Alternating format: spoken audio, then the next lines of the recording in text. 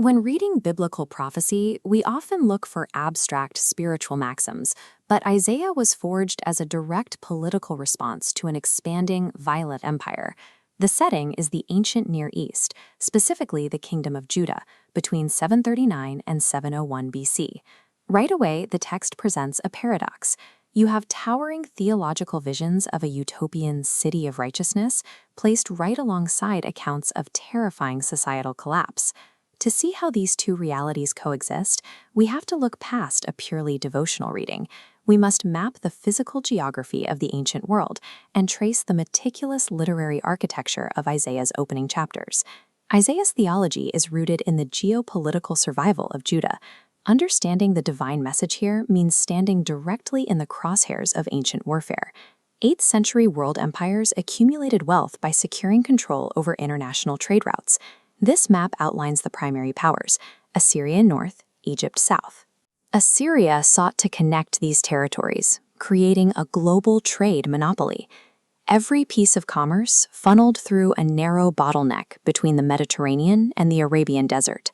Israel and Judah operated the world's most lucrative toll booth. Assyria operated as a military dictatorship. Its reach behaved like an inflating balloon, driven by the ruler in power. Now, in their final century of expansion, they push southward, systematically swallowing the surrounding nations of Syria and Israel. Look at this stone relief. Assyria relied on psychological terror to crush rebellions. Conquered populations were ripped from their homelands and relocated across the empire. Judah and its capital, Jerusalem, sit directly on the highway. They are the next targets.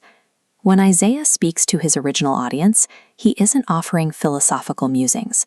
They are staring down imminent imperial assimilation or total annihilation. This physical pressure is mirrored in the literary map of the text, specifically in the first 5 chapters. These opening chapters are not arranged chronologically. They were meticulously curated to serve as a thematic introduction for the entire 66-chapter book. This structural diagram maps Isaiah's primary literary technique: interchange. The text oscillates between two extreme thematic poles. On one side are sections dedicated to intense divine judgment, comparing Israel to a bitter vineyard. Immediately adjacent are sections focusing on hope, describing a pure, completely restored Jerusalem. The pacing is intentionally jarring. From paragraph to paragraph, the reader is whipped between profound despair and ultimate salvation. This structural whiplash forces a central question to the surface. How exactly does the corrupt, condemned Israel of the judgment sections transform into the pure, hopeful Israel of the utopian visions? What feels like a chaotic collection of prophecies is actually a highly engineered architectural device. It establishes the central tension of the book, the problem of national corruption, and whether this people can ever become God's trusted servant. Chapter 1 acts as a microcosm of this tension. It opens with God functioning as a prosecutor in a cosmic courtroom. He calls the heavens and the earth to act as the jury. Nature is neutral. It consistently obeys its creator, while humanity rebels. This hierarchy maps the Hebrew linguistics of failure. The most basic term is sin, meaning missing a target. A step further is iniquity, an internal twistedness causing one to miss that mark. But the specific charge against Judah is rebellion, an intentional determination to deny God has any right to set limits. This rebellion manifests in verses 11 through 15.